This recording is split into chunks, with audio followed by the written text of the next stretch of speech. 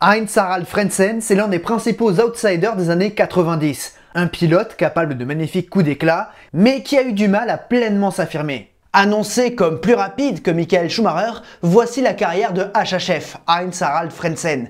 Bienvenue dans ce nouveau pas champion mais victorieux. Bonne vidéo.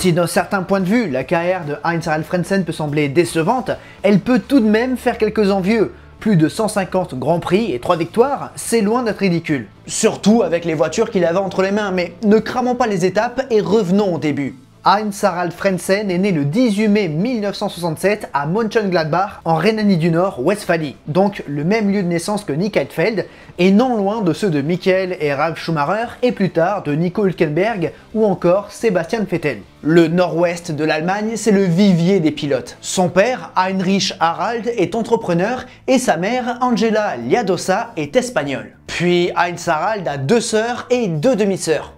Voilà pour la famille. Justement, familialement, son enfance est assez agitée. Il va débuter le karting assez tardivement. Dans les années 70, le sport automobile allemand est surtout représenté par Porsche, dont les têtes d'affiche se nomment Jackie Ickx ou Derek Bell. Côté pilote allemand, ils sont peu nombreux. Jürgen Bars, Hans Heyer ou encore Rolf Stommelen. En Formule 1, Hans-Joachim Stuck et Jochen Mass, victorieux d'un Grand Prix en 1975, sont les porte-étendards. Mais par rapport à la génération Frentzen, ils sont peu nombreux. Ce vecteur est donc moins développé, mais ça n'empêche pas HHF de s'intéresser au sport automobile et il débute le karting à l'âge de 12 ans. Et clairement, il trouve sa place car il impressionne immédiatement. À 14 ans, Frentzen devient champion d'Allemagne et se lance à la conquête des championnats continentaux et internationaux. Le tout en compagnie de son père qui s'occupe de la gestion et de la mécanique. Et au milieu des années 80, le fiston passe en monoplace, en Formule Ford de 2 litres. Après 2 saisons où il termine vice-champion en 87, il passe à l'échelon supérieur en 88, la Formula Opel dans l'équipe de Jochen Mass. Et il faut dire que ça se passe à merveille, car il remporte 4 victoires et le titre. Clairement, c'est encourageant et son parcours est fluide. Direction maintenant la F3 allemande. La F3, c'est une autre paire de manches et Frentzen intègre le team JSK aux côtés de Frank Billa, déjà expérimenté de la discipline. Oui, mais ces 2 pilotes ont 2 voitures différentes. Billa roule avec une Reynard 893 et Frentzen avec une Dallara 388. C'est dans ces années-là que Reynard prend peu à peu le pas sur les autres constructeurs de ces catégories de promotion. Mais encore en 89, entre Dallara et Reynard, ça se vaut. De plus, dans ce championnat, on retrouve des Ralf Kelleners, Marco Werner, Michael Bartels ou encore Karl Wendlinger et Michael Schumacher. Pas mal. Le premier tiers de la saison est assez timide pour Frentzen qui ne se contente que de quelques petits points avant de trouver le déclic. Deuxième sur l'Österreichring, il prend 2 victoires coup sur coup entre Hockenheim et Wunstorf avant de s'imposer une 3e fois sur l'aérodrome de Diepholz. On the last lap, and there it is, the checkered flag. Heinz-Harald Frentzen is the winner in the Reynard, his 3rd victory of the 1989 season. The Reynard Dallara is victorious once again, it's a hat-trick of wins. Frentzen fait un bon classement et termine vice-champion derrière Karl Wendlinger et devant Michael Schumacher. Performance honorable qui lui ouvre des portes.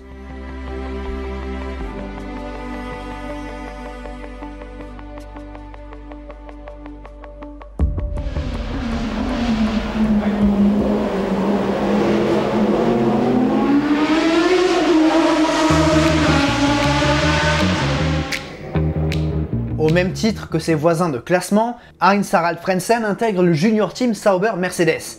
Ensemble, ce trio incarne le futur de Mercedes et du sport automobile allemand, sur les traces du regretté Stefan Bellof ou de Bernd Schneider. Le programme 1990 d'Heinz-Harald Frentzen se passe en F3000, dans l'écurie d'un certain Eddie Jordan. Malheureusement, sa saison va être extrêmement compliquée, avec beaucoup d'abandons et un manque de performance. Meilleur résultat, 5e.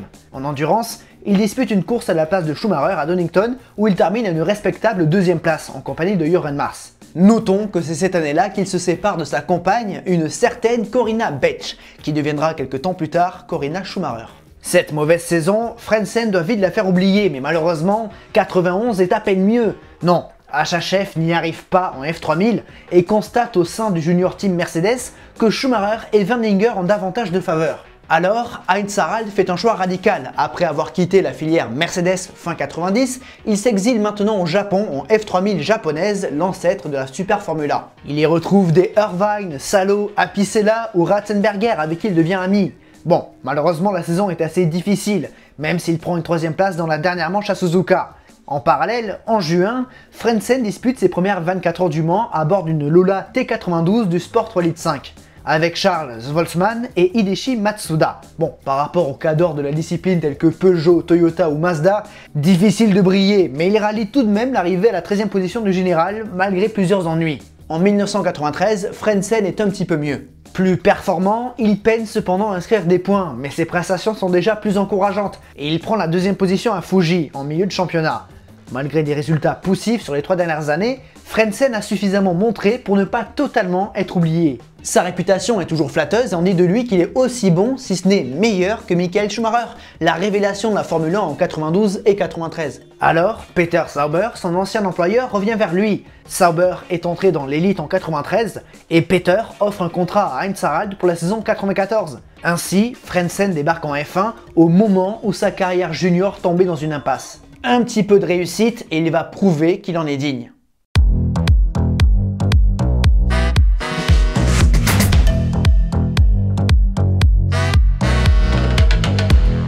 Chez Sauber, Frentzen retrouve un ancien collègue et rival de la junior team, Karl Wendlinger. Déjà expérimenté de 2 saisons dans l'élite, dont une avec Sauber et une saison plutôt convaincante. La comparaison sera donc intéressante. Et dès les essais hivernaux, Frentzen se montre très rapide. C'est prometteur. Et dès la première course de la saison au Brésil, l'Allemand se qualifie en 3ème ligne, en 5ème position.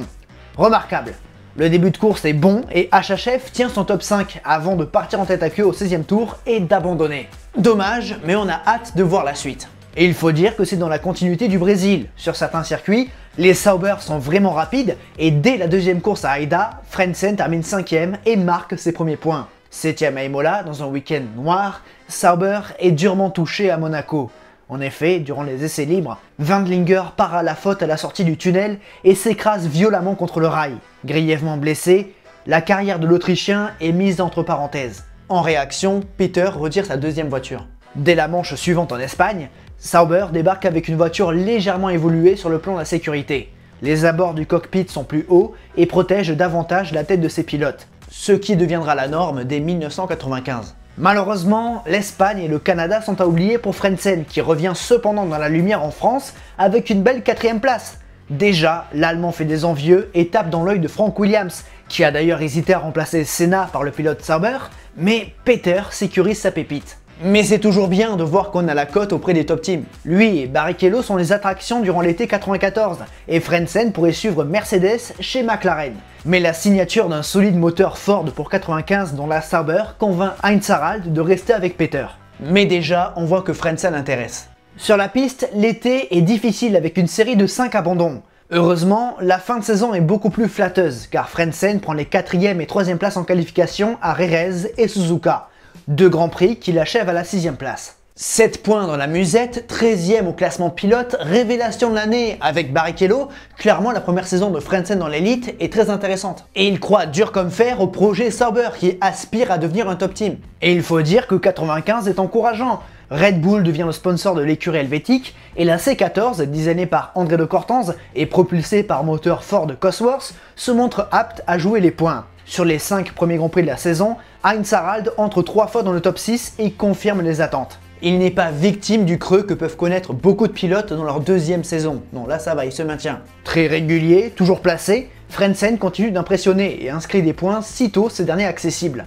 6ème à Silverstone, 5ème en Hongrie, 4ème en Belgique et 3ème au Grand Prix d'Italie à Monza, son premier podium. Encore une fois, il est courtisé. Ron Dennis veut s'offrir les services de ce pilote allemand, tout comme Frank Williams, sans oublier Benetton, même si c'est moins sérieux parce que Briatore lance cette rumeur pour faire chier Ron Dennis. Après, s'il pouvait l'avoir, il le prendrait, mais c'est pas dans ses priorités. Alors évidemment, Peter ne veut pas perdre sa pépite, mais comment ne pas craquer quand 2 top teams vous appellent? Les années précédentes, rares ont été les pilotes avec une aussi bonne cote. Alesi, Schumacher et Häkkinen sont les seuls exemples. Et quand on connaît la suite, on comprend que c'est à ce moment-là que Frentzen a dû faire un choix déterminant. Bien sûr, Peter ne voulait pas s'en séparer. Avec le soutien de Ford, le Suisse a proposé un contrat en or à son pilote, toujours persuadé que Sauber deviendra grande. Et Frentzen l'accepte.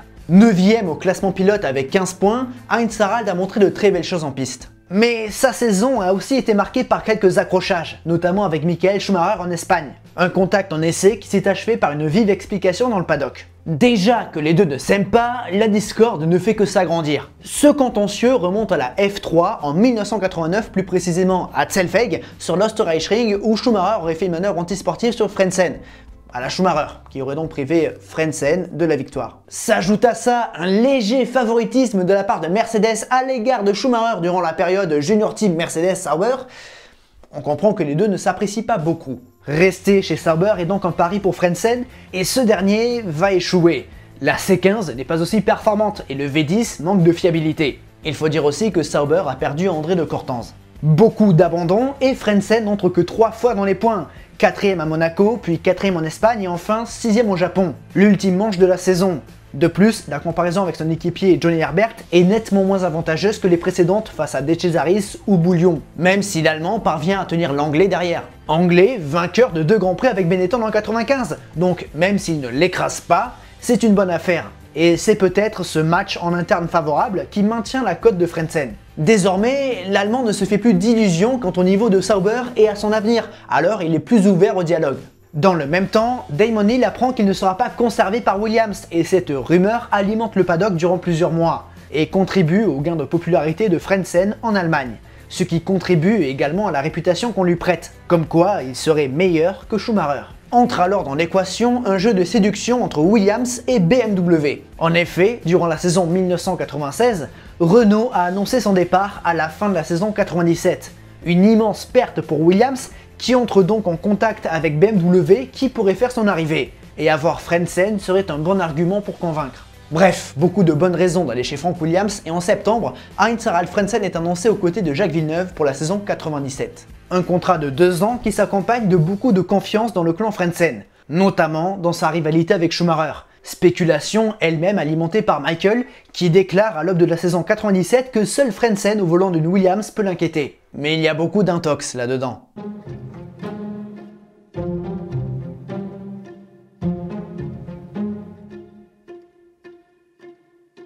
Après 3 ans au cœur du marché des transferts, Heinz Harald Frentzen débarque dans la meilleure équipe du paddock. Depuis 1992, Williams, c'est 4 titres constructeurs et 3 titres pilotes, et cela nourrit donc beaucoup d'espoir. C'est l'heure de prouver que Frentzen est digne de la réputation qu'on lui prête, mais la réalité est tout autre. En arrivant chez Williams, Frentzen découvre une équipe bien plus importante et une voiture beaucoup plus sophistiquée, bien plus pointue et qui offre un panel de réglage beaucoup plus large. Et Frentzen est un petit peu dépassé par les événements. Les lacunes de l'Allemand ressurgissent et on se rend vite compte que ça ne sera pas si simple.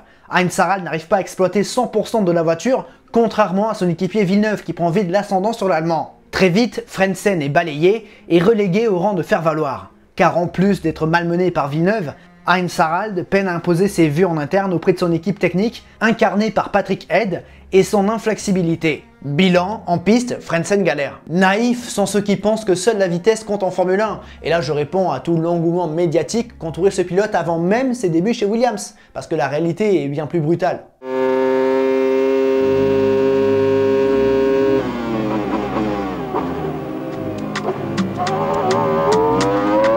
Malgré tout, la Williams FW19B, designée par Adrian Newey, parti entre-temps chez McLaren, est suffisamment véloce pour offrir un matelas à Frentzen sur la saison. Malgré ses difficultés, il est ponctuellement capable de se hisser au plus haut niveau. À Imola, 4e Grand Prix de la saison, il part pour la 3e fois en première ligne et affiche un rythme équivalent au meilleur. Il lutte en piste face à Schumacher, profite de l'abandon de Villeneuve et se défait de la Ferrari par une bonne exécution de la stratégie. Bilan, Heinz Harald Frentzen décroche ce jour-là sa première victoire en Grand Prix. Doublé allemand, Frentzen devant Schumacher, et pour un bref instant, les deux hommes enterrent la hache de guerre et se félicitent. La bonne forme se prolonge jusqu'en qualification à Monaco, où il prend sa première pole position en carrière. Malheureusement, il prend un très mauvais départ et abandonne durant l'épreuve. La parenthèse Imola ne sera pas reproduite par Frentzen qui, peu à peu, se voit écarté de la lutte pour le titre mondial. Au fil de la saison, les Ferrari deviennent de plus en plus redoutables, et Frentzen peine à se hisser au niveau des 2 cadors. Et dans le cœur des fans, s'il attire plus de sympathie que son compatriote, beaucoup ont conclu qu'il n'a pas son niveau. Cela dit, sa fin de saison est plutôt encourageante. Un temps menacé au championnat par un David Coulthard en forme, Frentzen réalise une série de 5 podiums. C'est pas mal, mais la réalité est plus nuancée. Il est clairement dans l'anonymat, puis c'est pas toujours Villeneuve et Schumacher qui sont devant lui. Cependant, à Jerez, Frentzen se montre un petit peu. Déjà, en qualification, il réalise le même chrono que Villeneuve et Schumacher, une 21:072 pour les 3 hommes, une situation unique pour la Formule 1. Le lendemain, en cette finale de championnat entre les deux numéros 1, Frentzen joue son rôle de porteur d'eau tant que faire se peut. Mieux parti que son équipier, il chasse Schumacher en début d'épreuve avant de laisser sa place à Villeneuve. Finalement, le Québécois n'aura pas besoin de son équipier pour venir à bout de la Ferrari. Frentzen achève sa saison dans l'anonymat avec la 6ème place du Grand Prix. 3ème du championnat, 6 points devant Coulthard et Alesi. Son meilleur résultat, mais il est vrai qu'on attendait un petit peu plus de lui. Pour la première et seule fois de sa carrière, Frentzen avait la meilleure voiture du paddock. Une chance inouïe dont il n'a pu pleinement saisir, faute d'adaptabilité et de caractère pour s'affirmer en interne. Dommage. Notons que cette médaille de bronze devient une médaille d'argent après la disqualification de Schumacher du championnat. Donc Frentzen, vice-champion du monde, même si c'est pas sa meilleure saison, c'est pas mal. Sur un CV, c'est pas mal. Malheureusement, les espoirs sont vite balayés pour 98. Un nouveau règlement technique redessine la F1 et redistribue les cartes. Et sans Renault et Adrian Newey, Williams chute. Cela dit, même si les résultats bruts de Williams sont décevants, en interne, Frentzen fait une bien meilleure saison. La comparaison est bien plus équilibrée entre Frentzen et Villeneuve. L'Allemand se montre à la hauteur du Québécois, même plus rapide, et démarre même sa saison par un podium. Si les McLaren et Ferrari sont intouchables, Williams lutte dans le 2e wagon face à des Benetton et des Jordan. Définitivement, 1998 signe le retour aux affaires de Frentzen. Dommage que ce soit au volant d'une voiture seulement capable de jouer quelques points. En coulisses, Villeneuve agace et Frentzen fait profil bas. S'il ne fait pas l'unanimité au sein de Williams, il espère être conservé chez Frank avec en point de mire 2000 et l'arrivée de BMW. Frentzen est donc une nouvelle fois un élément important du marché des transferts, même si sa cote n'est plus la même qu'en 95-96. Au Canada, le contentieux est relancé entre Frentzen et Schumacher. En sortant des stands, l'Allemand de chez Ferrari tasse son compatriote et l'envoie dans le décor. Une nouvelle manœuvre limite et polémique du double champion du monde. Bref, l'avenir est donc flou pour Frentzen et possiblement qu'il ne sera plus en Formule 1. Du coup, il regarde du côté de l'IndyCar. Mais Williams laisse une porte ouverte à condition qu'il fasse une bonne fin de saison. Mais les choses évoluent vite en F1 et Ralf Schumacher est recruté par Frank qui place donc Monsieur Frère à la place de HHF. Ce qui laisse une possibilité chez Jordan, son employeur de la F3000. C'est acté, Frentzen sera en jaune en 99 et Eddie accueille son nouveau pilote à bras ouverts. Pleinement désiré dans une écurie plus à taille humaine, Frentzen pourrait davantage s'épanouir. Mais il faut dire qu'on s'attendait pas à autant.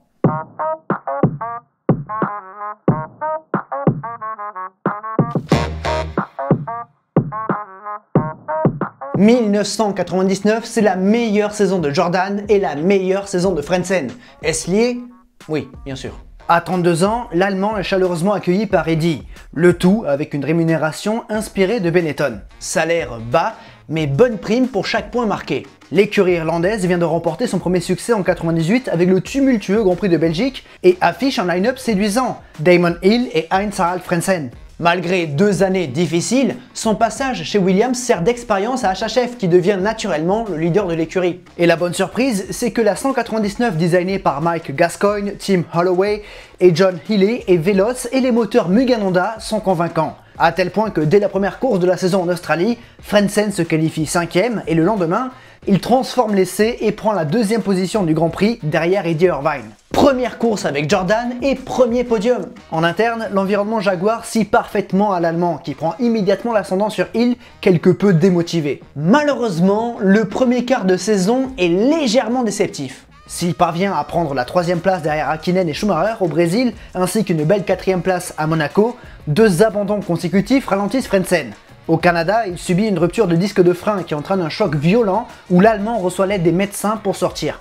2 semaines plus tôt, en Espagne, il renonçait sur problème de différentiel quelques jours après sa désillusion du Camp Nou. Oui, durant la semaine précédant le Grand Prix d'Espagne, Frentzen, en bon fan du Bayern Munich, est allé voir au Camp Nou, donc à Barcelone, la finale de la Ligue des Champions face à Manchester United. Voyant son équipe mener 1-0 dans les dernières minutes, Frentzen est parti plus tôt pour éviter les bouchons et il a appris avec surprise dans le taxi que le Bayern s'est pris 2 buts coup sur coup dans les arrêts de jeu. Une anecdote cocasse pour le pilote allemand. Enfin, je pense que sur le coup, il est un petit peu dégoûté. Bref, revenons à nos moutons. Ces 2 abandons consécutifs sont forcément décevants et relèguent Frentzen à 21 points de Häkkinen au championnat. Si tant est qu'il y avait un espoir, il en prend un coup, c'est sûr. Mais après le Canada, il faut dire que le Grand Prix de France va entrer dans les annales. Malgré une jambe droite endolorie par de micro-fractures dues à son accident 15 jours plus tôt au Canada, Frentzen fait la course de sa vie. En fin d'épreuve, alors que la pluie s'abat sur le tracé nivernais, le pilote Jordan tente le pari d'aller au bout de l'épreuve, contrairement à Häkkinen et Barrichello.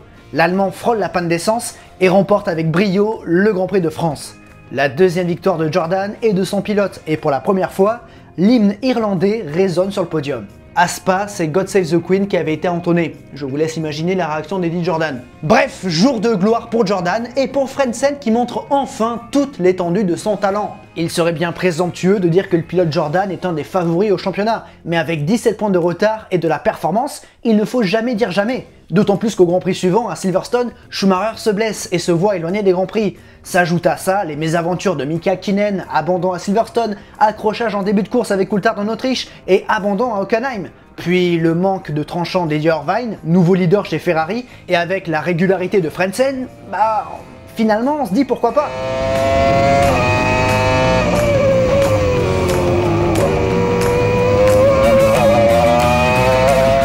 En l'absence de Michael Schumacher, Heinz-Harald Frentzen reçoit beaucoup plus de soutien pour son Grand Prix national, qu'il achève à la 3e place. Bon, en Hongrie et en Belgique, les McLaren raflent la mise, mais Frentzen est juste derrière. Au championnat, il est à 20 points de Mika Häkkinen. Peu de chance, mais sait-on jamais. Surtout que le Grand Prix suivant à Monza est très particulier. Tout d'abord, Irvine se rate totalement et Frentzen domine le peloton derrière un Häkkinen intouchable. Oui, mais dans cette saison, le Finlandais est fébrile et à la mi-course, dans le premier enchaînement, Häkkinen part à la faute et abandonne, laissant donc les commandes à Frentzen qui ne flanche pas et remporte sa 3e victoire en Grand Prix. Au championnat, il est maintenant 3e à 10 points d'Häkkinen et Irvine. Et au Nürburgring, antépénultième manche de la saison, il est en pole position. Ce week-end-là, Frentzen est le plus fort, il domine la première partie de course. Mais malheureusement, en sortant des stands au 33e tour, sa course et son championnat basculent. Le moteur Mugen Honda se coupe et force le pilote Jordan à renoncer. Cruelle désillusion. Frentzen and Fisichella has exited the pit lane. Frentzen stops. He's lost the prop on turn 3. That's his race run. And Eddie Jordan is gutted.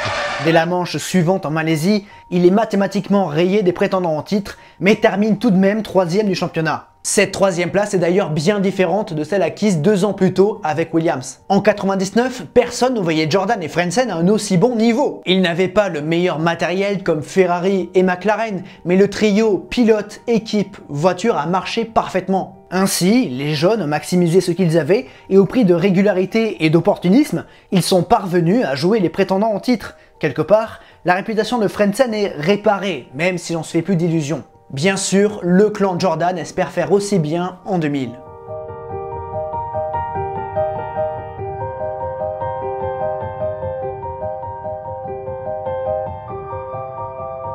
En termes de performance pure, le début de saison 2000 est dans la continuité de 99. Bien placé en Australie avant un abandon, Frentzen termine 4e au Brésil. Une 4e place qui se transforme en podium sur tapis vert après la disqualification de Coulthard. Mais rapidement, la Jordan Mugen Honda montre ses limites, surtout du côté de la fiabilité. Les abandons s'enchaînent et les points se font rares. Enfin, la Jordan est de moins en moins véloce. Les Ferrari et McLaren sont toujours au-dessus et Williams signe son retour en force avec les moteurs BMW. Puis Benetton s'invite dans la bataille au point, tout comme Barr. Face à son nouvel équipier, Jarno Trulli, Frentzen est plus costaud, mais l'Italien est une menace. Forcément, ses mauvaises performances et son retour dans le midfield soulèvent quelques questions quant à son avenir. L'entourage de Frentzen entre alors en contact avec Jaguar et même avec Sauber pour un possible retour. Afin de rester en jaune en 2001, HHF demande des garanties à Eddie. notamment des garanties côté moteur, car Honda privilégie Barr et Frentzen aimerait avoir les mêmes moteurs que ceux de l'écurie de Craig Pollock. Ça, en plus de la garantie que l'ingénieur Sam Michael restera dans l'écurie de Silverstone. Et l'Irlandais parvient à récupérer les fameux moulins et promet même que Michael sera encore de la partie. Alors, Frentzen accepte de prolonger 2 années supplémentaires.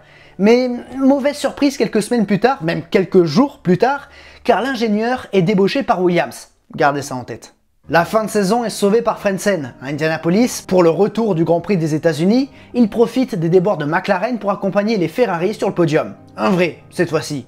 Bon, malgré tout, 11 points et 9e au championnat, c'est assez maigre, surtout après 99. Bien évidemment, il espère du mieux en 2001 et il faut dire que le début de saison est encourageant. 5e en Australie, 4e en Malaisie, la Jordan au nez de requin retrouve un petit peu de férocité, mais malheureusement, ce n'est que temporaire. Faute de moyens financiers et humains, l'écurie irlandaise peine à développer le J11 et les tensions grandissent entre Frentzen et Jordan. D'autant plus que Trulli prend de plus en plus de place en interne. À Monaco, Heinz-Harald Frentzen est victime d'un gros accident à la sortie du tunnel. S'il peut s'extraire lui-même, il devra renoncer au Grand Prix suivant au Canada. À son retour, les abandons continuent. Trulli prend le pas sur l'Allemand et les différends en interne atteignent un point de non-retour et à l'aube du Grand Prix d'Allemagne, Eddie Jordan, à bout, se sépare avec effet immédiat de son pilote. Fin brutale d'une aventure qui avait si bien démarré. Une séparation qui surprend tout le monde et qui fait du tort aux deux parties.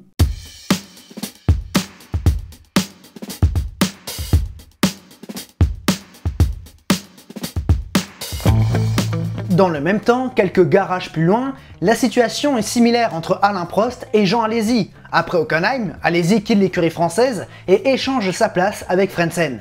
Ainsi, HHF revêtit la tunique bleue et va tenter de sauver les meubles dans ce dernier tiers de saison. Mais la situation de Prost Grand Prix est désespérée. Si l'AP04 était prometteuse à ses débuts, les soucis financiers privent l'écurie de Guyancourt de quelconque évolution ou essai privé. Bref, en gros, c'est la merde. Sa première course en bleu s'achève dans le bac à sable du Hungaroring, mais à Spa, Frentzen réalise un coup de maître. En qualification, dans des conditions changeantes, Frentzen et Prost Grand Prix prennent le pari des pneus slick, et ça marche puisqu'ils font le 4e temps. Un vrai miracle, mais le lendemain, ça vire au cauchemar. Juste avant le départ, au passage du premier rapport, Frentzen cale et se voit relégué en fond de grille. Plus tard, son équipier Bourti s'écrase dans le mur de Blanchimont et Frentzen ne peut faire mieux que 9e. Vraiment un week-end cauchemardesque.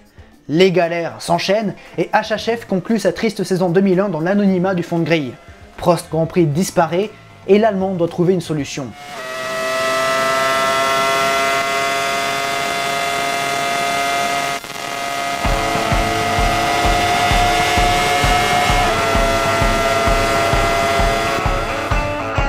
Fin décembre, il signe un contrat avec Arrows, mais la situation de Arrows n'est guère plus flatteuse que celle de Prost Grand Prix. Difficultés financières, mauvaise voiture. Enfin, mauvaise voiture, elle n'était pas si mauvaise que ça. Elle était pas mal du point de vue de l'appui de l'aéro généré par la voiture. Mais ça volait pas très haut non plus. Cela dit, Frentzen joue son va-tout. À 35 ans et désormais bien expérimenté, il parvient à prendre 2 6e places miraculeuses. En Espagne et à Monaco. 2 points acquis grâce à des choix techniques audacieux, grandement soutenus et même initiés par le pilote allemand.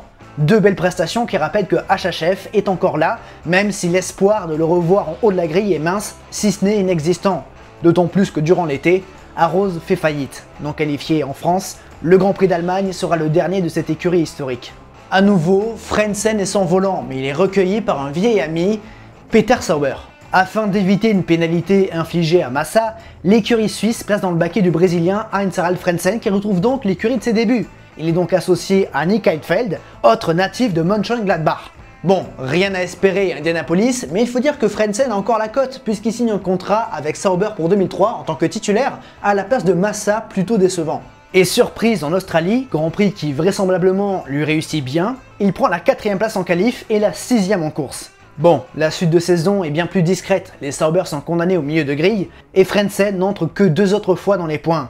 5e au Brésil, Grand Prix très mouvementé, et surtout, en fin de saison, 3e du Grand Prix des États-Unis. Un podium miracle conquis au terme d'une course assez étrange, qui a vu l'Allemand partir 15e, remonter dans le top 5 rapidement et tenir son rang. Un petit peu de panache et d'opportunisme qui égaye une saison relativement anonyme. Puis ce 18e podium en carrière lui permet de terminer 11e du championnat avec 7 points de plus que son équipier Heidfeld. ce qui témoigne quelque part de la solidité de Frentzen. Mais il faut dire que l'Allemand, triple vainqueur de Grand Prix, arrive au bout du chemin. Il est un petit peu démotivé et se trouve bridé par Sauber, qui limite considérablement les réglages. Et Frentzen, c'est le type de pilote qui aime bien toucher à la voiture. Il s'y connaît techniquement, il sait que s'il fait ci, que s'il fait ça, ça va se passer comme ça.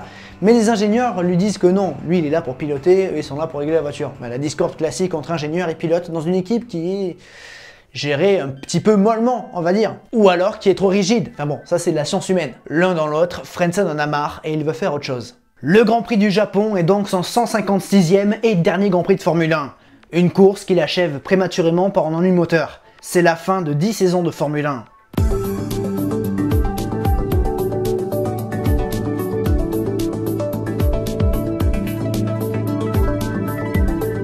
Comme Mika Hakkinen ou encore Jean Alesi, Heinz-Harald Frentzen rebondit en DTM. Il débarque chez Opel. Malheureusement, son passage dans le championnat allemand est plutôt délicat. Frentzen n'arrive pas à totalement s'adapter et n'a plus la hargne de sa jeunesse. En 2004, il n'inscrit que 3 petits points. Heureusement, 2005 est bien meilleur avec même 2 podiums, 2 troisièmes places acquises entre Brno et Zandvoort. Mais HHF manque de régularité et se brouille avec son employeur. Au terme de la saison 2005, Opel se retire du championnat allemand, ne laissant donc que Mercedes et Audi. Heinz-Harald trouve donc refuge chez le team Abt, associé à la marque Ozano. À ses côtés, on trouve Matthias Ekström, Martin Tomczyk et Tom Kristensen. Que des pointures. Frentzen fera une saison correcte avec à nouveau 2 podiums, 3e à Hockenheim en ouverture de championnat et 3e à Barcelone. Il termine 7e au classement pilote, son meilleur résultat, mais fait ses adieux à la série en fin d'année. La réalité, c'est que le DTM l'a un petit peu dégoûté, mais il s'estime peu soutenu. Ce championnat est très politique. Il se trouve qu'après la première ou après les 2 premières courses, une hiérarchie au sein des constructeurs était établie. Le mieux placé devenait le favori pour le titre et tous les autres pilotes travaillaient pour lui. C'est un petit peu étrange le DTM, après c'est pour des raisons commerciales, hein. Mercedes, Audi et après BMW en Allemagne, bah fallait gagner quoi, pas le choix. Assez injuste quand on est compétiteur et on comprend pourquoi Frentzen en a eu marre. En retrait en 2007, la dernière apparition internationale d'Heinz-Harald Frentzen se fait en 2008 lors des 24 heures du Mans. L'Allemand rejoint Aston Martin et son programme officiel. HHF est engagé dans la 007 en compagnie d'Andrea Piccini et Karl Wendlinger. Les anciens coéquipiers du début des années 90 sont à nouveau réunis. Aston Martin joue la victoire face aux Corvettes et si la 009 de Brabham, Garcia, Turner s'impose, celle de Frentzen, Wendlinger, Piccini prend une honorable 4e place, après avoir été retardé par quelques ennuis mécaniques. Par la suite, Frentzen fera quelques apparitions en Speed Series à la fin des années 2000 où il monte sur quelques podiums avant de disputer 2 saisons en ADAC GT Master au volant de Corvette ou Mercedes. 2 saisons complètes dans le ventre mou en 2011 et 2012 avec 2 4e places comme meilleur résultat. En outre, il fera un test en Formula I en 2014. C'est cette année-là qu'il décide de raccrocher le casque. Aujourd'hui, Heinz-Harald Frentzen est un personnage assez discret à l'international. Père de 3 enfants, il est quelquefois présent dans les paddocks des Grands Prix. Et si jamais, il est présent sur les réseaux sociaux et son activité tourne toujours autour des circuits. Si la carrière de Frentzen est honorable avec 156 Grands Prix, 2 podiums au championnat et 3 victoires, elle laisse un petit goût d'inachevé, comme s'il n'avait jamais véritablement évolué à son plein potentiel. Frentzen était rapide, peut-être plus que Schumacher, et son transfert chez Williams n'était pas volé. Seulement voilà, il a trébuché à un moment décisif de sa carrière, manquant d'adaptabilité et de caractère pour accommoder cette foutue Williams à son style de pilotage. Je pense, et c'est facile à dire une fois l'histoire bouclée, qu'un transfert chez McLaren lui aurait été plus bénéfique. Le style de management de Ron Dennis lui aurait peut-être mieux convenu, plus humain et moins rigide et froid que celui de Frank et Patrick Head. Mais bon, avec des si, c'était l'histoire de HHF Heinz-Harald Frentzen. J'espère que ça vous a plu, si c'est le cas, vous savez quoi faire sur la plateforme. J'ai adoré travailler sur cet épisode, revenir sur un pilote de mon enfance, quand j'ai découvert la Formule 1, il y avait Frentzen. Donc c'était avec plaisir, donc voilà, vous savez quoi faire sur la plateforme, je me répète. Merci de m'avoir écouté jusqu'ici, mais surtout n'oubliez jamais, le plus important c'est de continuer d'aimer le sport auto. À la prochaine. Il y a un truc dont je n'ai pas parlé, c'est le casque de Frentzen, qui est très singulier quand même, hein. C'est le design, alors le design, le fond bleu et les petites bandes, les petits designs gris, ça fait classique, mais le drapeau allemand, ça l'étonne complètement et ça... J'ai du mal à... Je ne me souviens pas de casque qui ressemble vraiment à celui de Frentzen, et donc c'est très particulier. Et du coup, ça le rend unique et reconnaissable d'entrée de jeu. Quand on voit ce casque, alors je pense qu'il faut être un petit peu connaisseur parce que Frentzen maintenant, c'est pas les premiers, enfin les nouveaux fans de Formule 1, de sport auto qui connaissent Frentzen, mais sauf quelques exceptions. Mais voilà, ce que je veux dire, c'est que tu vois ce casque, tu le reconnais. C'est pas nécessairement quelque chose qu'on peut dire avec les pilotes modernes. Voilà, je fais un petit peu mon vieux, mais c'est pas mieux ou moins bien, c'est juste différent. Voilà. Et donc, mais celui de Frentzen, j'aime bien ce casque. Bref, des bisous.